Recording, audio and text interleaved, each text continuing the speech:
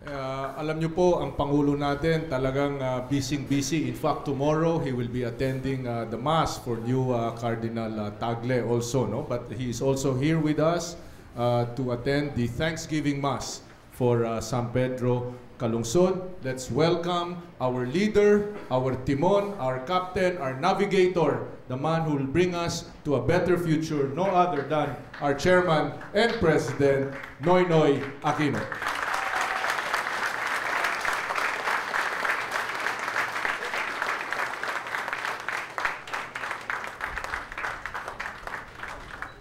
Mabuo tayo lahat.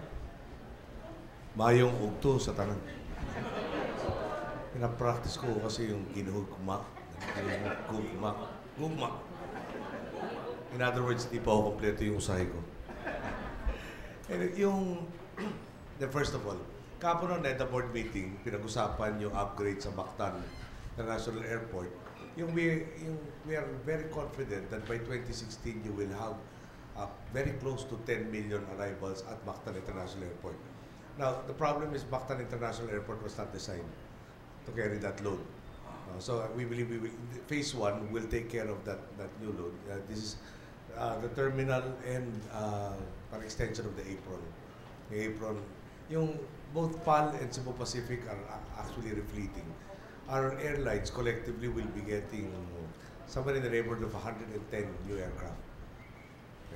And so parang sa Manila, pag tinatanong namin, saan mapaparada lahat itong 110 kung sakasakaling may layover? So kagad sinabi, meron rin sa Cebu.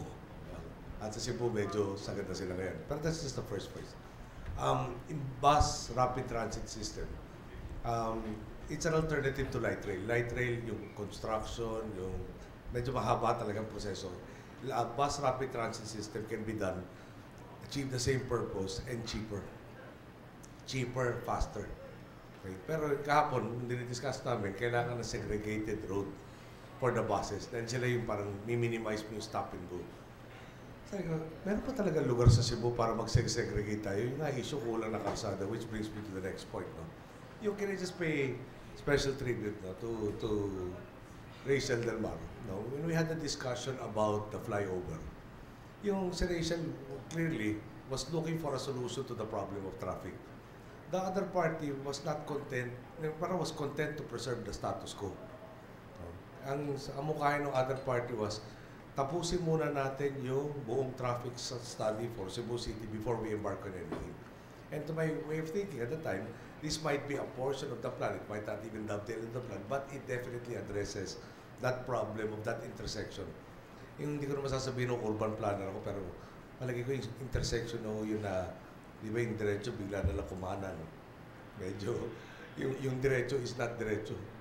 No, 4 yata nagsasalubong doon sa intersection, o 5, if I remember correctly. So nakabakasyon po ako kanina sa aeroplano. Hindi ako nagdala ng paperwork. Okay. So what is the end point? And what do I really want to transmit to all of you, say to all of you? Yung Cebu supported my family for the longest time. Supported me overwhelmingly last time. And the minimum that I would want to say is, by the time I stepped down in 2016, Cebu should be better. Not just the same and not worse off, definitely.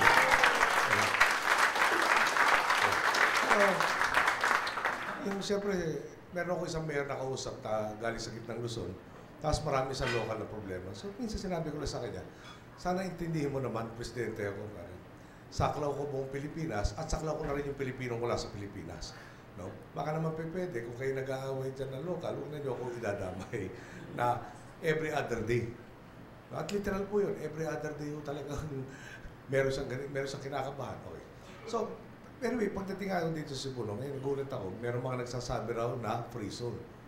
Well, baka gusto nilang free zone, pero as far as we're concerned, no, yung wala tayong makuha kakampi na magpapatupad ng lahat ng proyekto, programa at polisiya, o di tayo magpapatupad. No? Yung pag hindi natin kauri o hindi parehong pananaw natin, isusugod nila sa kanila, yung kanila, parang sinugod nila yung baliktad ng ginagawa natin. Okay? So, I just wanted for the record to clear, no? As far as I'm concerned, people who represent me in Cebu, no, we start with Junjun Davide, ably assisted by Agnes, no, and definitely Manong Tommy. If there's anybody else who claims that they're speaking for me, unless these three are certifying the same, then that is not the case. Okay? It's not that we don't want people to unite, no? But it is that we want to make sure that when we talk to our countrymen, no, our bosses are not lied to. Yeah? When we go to our bosses and we say we believe these people will ally with us, not to advance personal interest, no, but to advance the cause of whether it's the country or the province of Cebu or Cebu City, no, then these people will stand on the stage with, we can guarantee that they will perform and perform in the direction that you would want us to go to. Okay. Now, yung recent strength natin sa economy, we're hoping to not only maintain that, but to continue it. Okay, and again, there are challenges. The world economy is bad. No? The challenges before us will not be helped if there is no unity of purpose. No? Our group always says, the Filipino people are our bosses. Some others think that when they get into position, they are the boss and everybody else has to follow. No? So, dito, I'm very dead set. Now, with every place, regardless of whether I won or I lost, but definitely in the places that I won, no? I really want to be able to go back to these places by the time I step down and say, I left you definitely a better place than what I found you. Okay? May tendency ho tayo masyadong mahaba magsalita. Namimiss ko kayo. No? Lalo pag napunta ako dito sa Cebu, nag-enjoy ako talaga. Awa na Diyos, parang binibigay sa akin dito, oras na lang. Dati ho, nakaka-overnight pa ako. First time ko actually Cebu was when, sometime in the 60s, we were gonna go to Davao. Davao was closed in. My uncle was getting married. Actually, Bam's father was getting married. So we had to stay overnight here in Cebu. Nabutan ko pa yung point na puro ferry. Ang nagko-connect, no? Yung wala pa mga tulay. Pero pa rin, bus-bus na bata pa ako.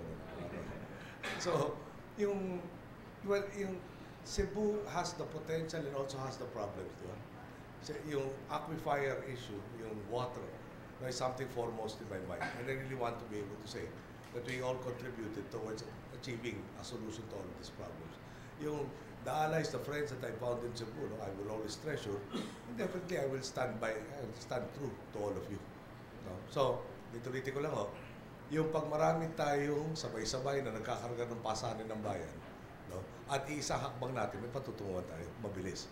Pero pag tayo nakipasang kuno, at lumalakad lahat pa abante, ikaw pa atras sa pagilid, hindi tayo abante.